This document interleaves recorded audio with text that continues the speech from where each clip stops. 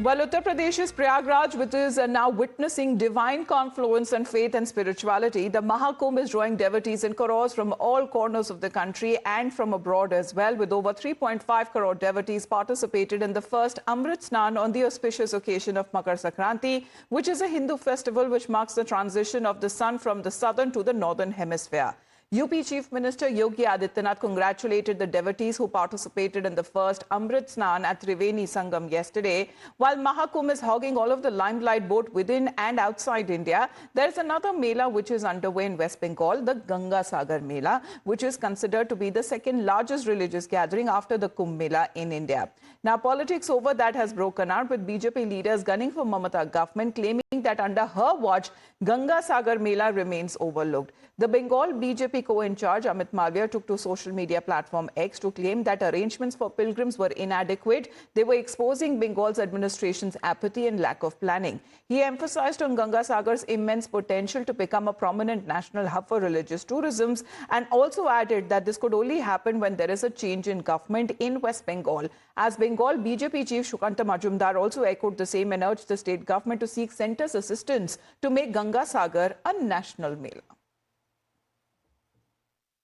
State government और केंद्र सरकार मिल के मेला करे, तो यहाँ पे भी ऐसे ही आपको केंद्र सरकार को लिखना पड़ेगा, केंद्र सरकार को इन्वॉल्व करना पड़ेगा और हमारा मन दिखाना पड़ेगा। आप एक बीजेपी का बैनर नहीं लगा सकते, प्रधानमंत्री का फोटो नहीं ले सकते, हम देंगे तो उतार देंगे। इस मानसिकता से कैसे भी केंद्र सरकार आएगी, इसलिए अपने फिल्मों में 40 करोड़ लोग हैं, यहाँ पे भी आ सकते हैं, यहाँ पे भी 20 करोड़ लोग आ सकते हैं। Now, the blame game started last week when Chief Minister Mamata Banerjee blamed the centre for neglecting Ganga Sagar Mela. She accused the centre of ignoring the state's repeated pleas to declare the Sagar Mela as a national Mela. The Chief Minister claimed that while the centre was spending crores of rupees on Kumbh, it was paying no attention to Ganga Sagar. She's also highlighted that while Kumbh Mela is well connected by road and rail, access to Ganga Sagar is only by crossing the river. প্রতি বছরই আমরা চেষ্টা করি শান্তিপূর্ণভাবে, প্রায় গত বছর 1 কোটির ওপর মানুষ এসেছিলেন গঙ্গাসাগরে, এবং এবার কুম্ভ মেলাও আছে। কিন্তু সেখানকার অ্যাডভান্টেজ হচ্ছে সেন্ট্রাল গভর্নমেন্ট হাজার হাজার কোটি টাকা দেন এবং সেখানে রেল, প্লেন, রাস্তার সাথে কানেক্টেড। কিন্তু আমাদের গঙ্গাসাগরের মেলাটা হচ্ছে জলের সাথে কানেক্টেড। একটা মানুষকে জল পেরিয়ে, কেউ নৌকায়, কেউ ভেসেলে, কেউ লঞ্চে, নানা রকম ভাবে তাদের পরপার করতে হয়। এটা খুব difficult. Now, amid the political battle, an estimated 30 lakh pilgrims took the holy dip at Ganga Sagar on the occasion of Makar Sankranti. Now, braving the cold, the devotees undertook the ritual bathing and offered prayers at the Kapilmuni Ashram, as the auspicious timing for the Shahi Snan began at 6:58 a.m. and will continue for the next 24 hours. With West Bengal Minister Arup Biswas saying that a total of 85 lakh pilgrims have taken the holy dip since January. हर साल आते हैं गंगा सागर? नहीं, पहली बार।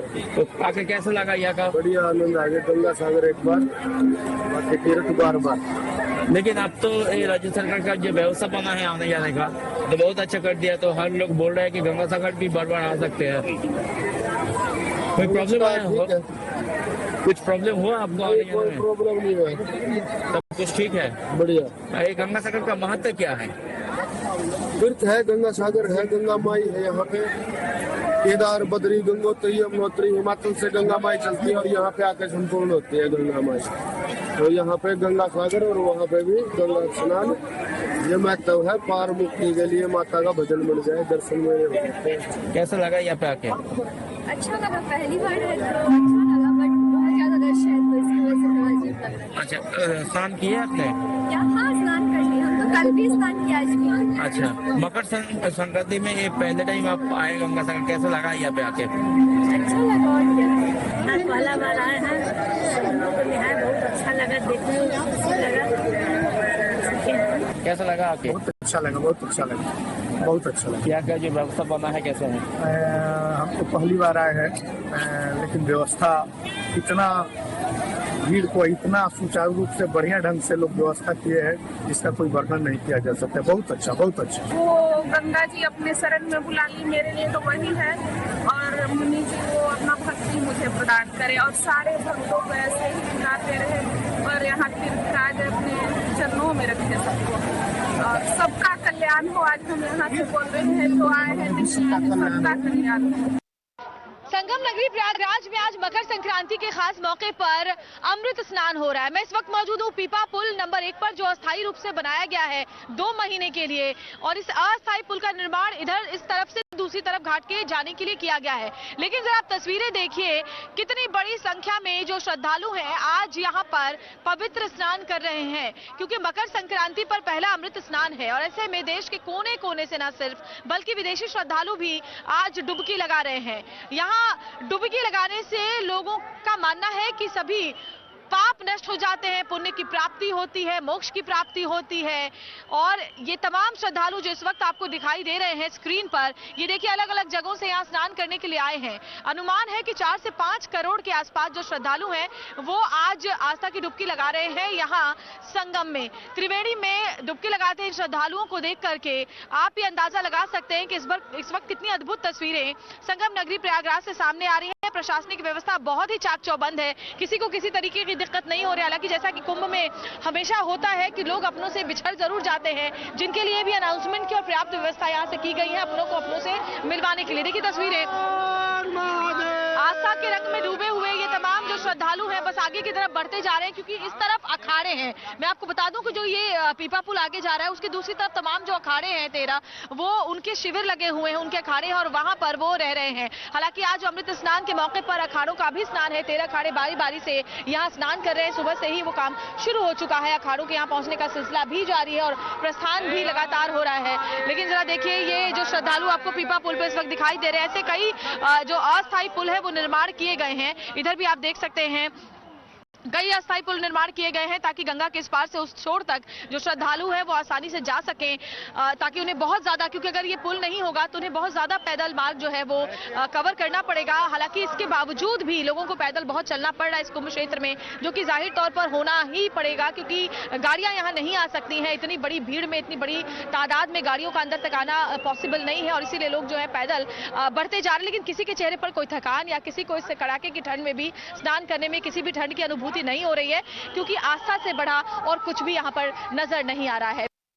An estimated 30 lakh pilgrims took the holy dip at Ganga Sagar on the occasion of Makar Sankranti.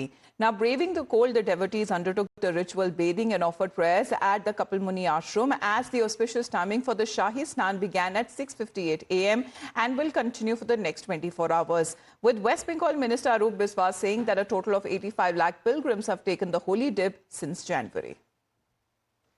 हर साल आते हैं गंगा सागर? नहीं, पहली बार। तो आके कैसा लगा यहाँ का? बढ़िया आनंद आ गया। गंगा सागर एक बार, बाकी तीर्थ बार। लेकिन अब तो ये राज्य सरकार का जो व्यवस्था बना है आने जाने का तो बहुत अच्छा कर दिया, तो हर लोग बोल रहे हैं कि गंगा सागर भी बार बार आ सकते हैं। कोई प्रॉब्लम आया हो?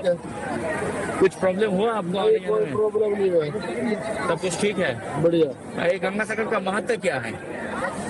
तीर्थ है, गंगा सागर है, गंगा माई है यहाँ पे। केदार, बद्री, गंगोत्री, यमुनोत्री, हिमाचल से गंगा माई चलती है और यहाँ पे आकर संपूर्ण होती है गंगा माई।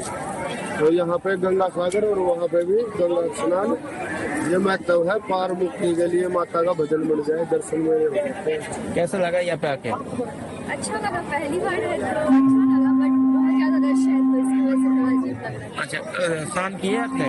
यहाँ स्नान कर लिया, हम तो कल भी स्नान किया, आज भी। अच्छा, मकर संक्रांति में ये पहले टाइम आप आए गंगा सागर, कैसा लगा यहाँ पे आके? अच्छा लगा, और क्या, यहाँ पहला बार आए हैं, हम लोग को यहाँ बहुत अच्छा लगा, देखने में अच्छा लगा। कैसा लगा आके? बहुत अच्छा लगा, बहुत अच्छा लगा, बहुत अच्छा लगा। यहाँ का जो व्यवस्था बना है कैसा है? हम तो पहली बार आए हैं, लेकिन व्यवस्था इतना, भीड़ को इतना सुचारू रूप से बढ़िया ढंग से लोग व्यवस्था किए हैं, जिसका कोई वर्णन नहीं किया जा सकता। बहुत अच्छा, बहुत अच्छा। वो गंगा जी अपने शरण में बुला ली, मेरे लिए तो वही है। और मुनि जी वो अपना भक्ति मुझे प्रदान करे और सारे भक्तों को ऐसे ही बुलाते रहे और यहाँ तीर्थराज अपने चरणों में रखे सबको और सबका कल्याण हो। आज हम यहाँ से बोल रहे हैं जो आए हैं सबका कल्याण हो। संगम नगरी प्रयागराज में आज मकर संक्रांति के खास मौके पर अमृत स्नान हो रहा है। मैं इस वक्त मौजूद हूँ पीपा पुल नंबर 1 पर, जो अस्थायी रूप से बनाया गया है 2 महीने के लिए, और इस अस्थायी पुल का निर्माण इधर इस तरफ से दूसरी तरफ घाट के जाने के लिए किया गया है। लेकिन जरा आप तस्वीरें देखिए, कितनी बड़ी संख्या में जो श्रद्धालु हैं आज यहाँ पर पवित्र स्नान कर रहे हैं, क्योंकि मकर संक्रांति पर पहला अमृत स्नान है। और ऐसे में देश के कोने कोने से न सिर्फ बल्कि विदेशी श्रद्धालु भी आज डुबकी लगा रहे हैं। यहाँ डुबकी लगाने से लोगों का मानना है कि सभी पाप नष्ट हो जाते हैं, पुण्य की प्राप्ति होती है, मोक्ष की प्राप्ति होती है। और ये तमाम श्रद्धालु जो इस वक्त आपको दिखाई दे रहे हैं स्क्रीन पर, ये देखिए अलग अलग जगहों से यहाँ स्नान करने के लिए आए हैं। अनुमान है कि 4 से 5 करोड़ के आसपास जो श्रद्धालु हैं वो आज आस्था की डुबकी लगा रहे हैं यहाँ संगम में। त्रिवेणी में डुबकी लगाते हैं श्रद्धालुओं को देख करके आप ये अंदाजा लगा सकते हैं कि इस वक्त कितनी अद्भुत तस्वीरें संगम नगरी प्रयागराज से सामने आ रही है। प्रशासनिक व्यवस्था बहुत ही चाक चौबंद है, किसी को किसी तरीके की दिक्कत नहीं हो रही। हालांकि जैसा कि कुंभ में हमेशा होता है कि लोग अपनों से बिछड़ जरूर जाते हैं, जिनके लिए भी अनाउंसमेंट की और पर्याप्त व्यवस्था यहाँ से की गई है अपनों को अपनों से मिलवाने के लिए। देखिए तस्वीरें, आस्था के रंग में डूबे हुए ये तमाम जो श्रद्धालु हैं बस आगे की तरफ बढ़ते जा रहे हैं, क्योंकि इस तरफ अखाड़े हैं। मैं आपको बता दूं कि जो ये पीपा पुल आगे जा रहा है उसकी दूसरी तरफ तमाम जो अखाड़े हैं 13, वो उनके शिविर लगे हुए हैं, उनके अखाड़े हैं और वहां पर वो रह रहे हैं। हालांकि आज अमृत स्नान के मौके पर अखाड़ों का भी स्नान है। 13 अखाड़े बारी बारी से यहाँ स्नान कर रहे हैं। सुबह से ही वो काम शुरू हो चुका है, अखाड़ों के यहाँ पहुंचने का सिलसिला भी जारी है और